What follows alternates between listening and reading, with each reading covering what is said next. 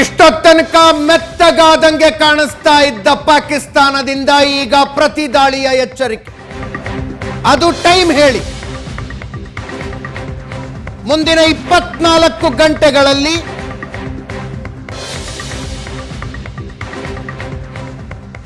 ಪಾಕಿಸ್ತಾನ ಪ್ರತಿ ದಾಳಿ ಮಾಡುತ್ತಂತೆ. ಮುಂದಿನ 24 ಗಂಟೆಗಳಲ್ಲಿ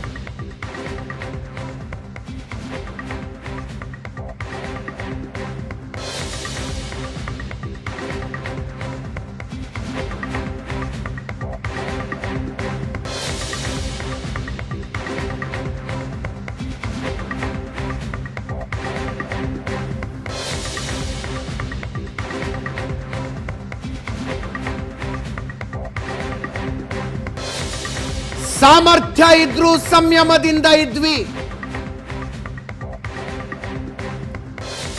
ಭಾರತದ ಕ್ಷಿಪಣಿಗಳನ್ನು ಹೊಡೆದು ಹಾಕಬಹುದಾಗಿತ್ತು. ವಿಚಿತ್ರ ಸ್ಟೇಟ್ಮೆಂಟ್. ಭಾರತದ ಕ್ಷಿಪಣಿಗಳನ್ನು ಹೊಡೆದುರುಳಿಸಲು ಪಾಕಿಸ್ತಾನ ಸಿದ್ಧ ಇತ್ತು. ಭಾರತದ ಕ್ಷಿಪಣಿ ಯುದ್ಧ ವಿಮಾನಗಳನ್ನು ಹೊಡೆದಾಕ್ತೀವಿ ಅಂತ.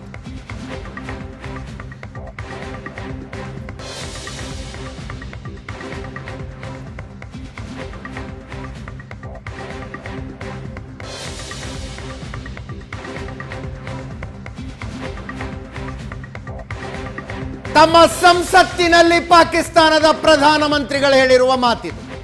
ಶಹಬಾಜ್ ಶರೀಫ್ 24 ಗಂಟೆಗಳಲ್ಲಿ ಭಾರತದ ಮೇಲೆ ದಾಳಿ ಮಾಡುತ್ತೀವಿ.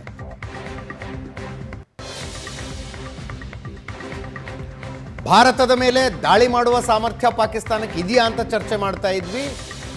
ಅದು ಟೈಮ್ ಹೇಳಿ ದಾಳಿ ಮಾಡೋ ಸಾಮರ್ಥ್ಯ ಇದೆಯಾ? ಯಾರು ಹೇಳ್ತಾರೆ ಹಂಗೆ 24 ತಾಸಿನಲ್ಲಿ ಮಾಡ್ತೀವಿ, 48 ತಾಸಲ್ಲಿ ಮಾಡ್ತೀವಿ. ಭಾರತ ಸಾಧ್ಯ ಆದಷ್ಟು ಸರ್ಪ್ರೈಸೇ ಕೊಡ್ತು. ದಾಳಿಯ ಸೂಚನೆಗಳಿರಲಿಲ್ಲ. ಮಾಕ್ ಡ್ರಿಲ್ನ ತಯಾರಿಯಲ್ಲಿದ್ವಿ ನಾವಿವಾಗ. ಮಾಕ್ ಡ್ರಿಲ್ನ ತಯಾರಿಯಲ್ಲಿದ್ವಿ. ಗಡಿಯಲ್ಲಿ ವಾಯುಪಡೆಯ ತಾಲೀಮು ನಿಗದಿಯಾಗಿತ್ತು. ತಾಲೀಮಿನ ಮಧ್ಯದಲ್ಲಿ ಒಂದಷ್ಟು ರಿಯಲ್ ಕ್ಷಿಪಣಿಗಳನ್ನು ಭಾರತ ಹಾರಿಸಿತು. 25 ಆಫ್ ದೆಮ್. ಶಹಬಾಜ್ ಶರೀಫ್ ಪಾಕಿಸ್ತಾನದ ಪ್ರಧಾನಮಂತ್ರಿಗಳು ಪಾಕಿಸ್ತಾನದ ಸಂಸತ್ನಲ್ಲಿ ಹೇಳ್ತಾ ಇದ್ದಾರೆ 24 ಗಂಟೆಗಳಲ್ಲಿ ಭಾರತದ ಮೇಲೆ ಪ್ರತಿದಾಳಿ ಮಾಡ್ತೀವಿ ಅಂತ.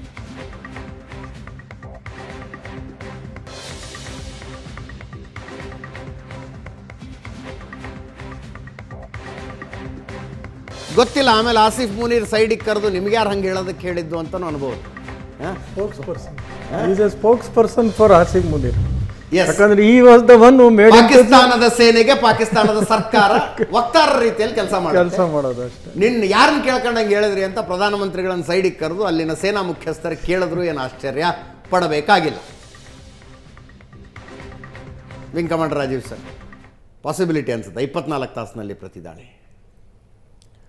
ಹೇಳಲಿಕ್ಕಾಗಲ್ಲ. ಇದು ಅಮೆರಿಕ ಅಫ್ಘಾನಿಸ್ತಾನದ ಮೇಲೆ ದಾಳಿ ಮಾಡ್ದಂಗೆ ಅನ್ಸುತ್ತೆ ಇದು. ಅಂದರೆ ಇಲ್ಲ ನೋಡಿ, ಅವ್ರಿಗೆ ಬೇಕಾಗಿರೋದು ಒಂದು ನೆರೆಟಿವ್. ಅವ್ರಿಗೆ ಸಕ್ಸಸ್ ಆಗಬೇಕು ಅಂತೇನಿಲ್ಲ. ಓಕೆ, ಒಂದು ನೆರೆಟಿವ್ ಬೇಕು. ನಾವು ಹೋದ್ವಿ ಹೊಡೆದ್ವಿ ಅಂತ ಆಗಬೇಕು ಅಂತೇನಿಲ್ಲ. ಅವ್ರ ಚಾನಲ್ಸ್, ಮೀಡಿಯಾ ಚಾನಲ್ಸ್ ಎಲ್ಲ ಅವ್ರ ಕೆಳಗಿದೆ.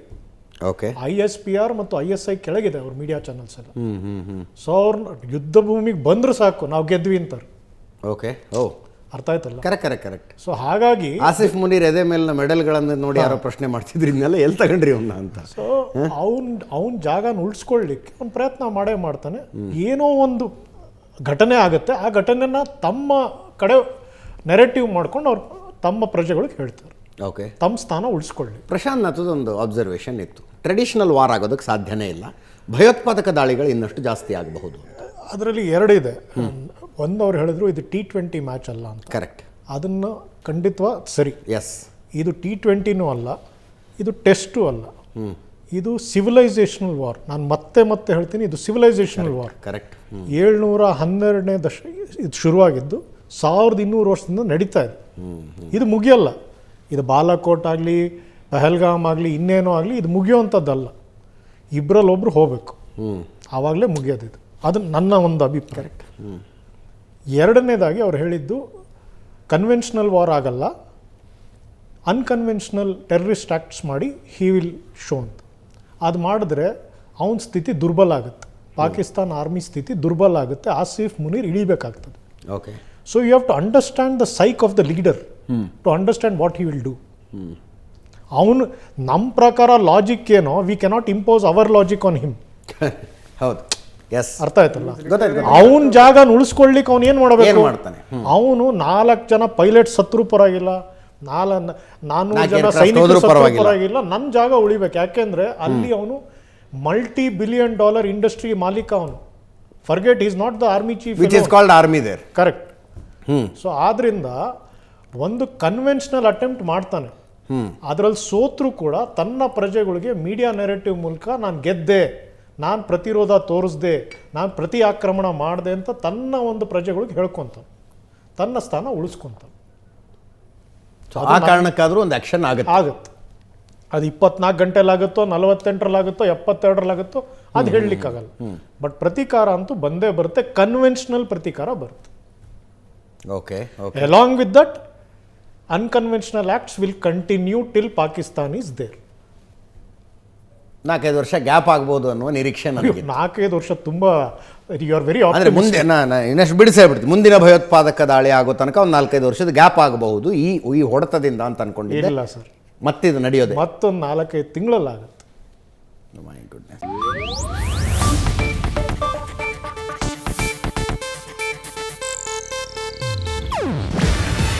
ಇದು ಏಷ್ಯಾನೆಟ್ ನ್ಯೂಸ್ ನೆಟ್ವರ್ಕ್ ಪ್ರಸ್ತುತಿ.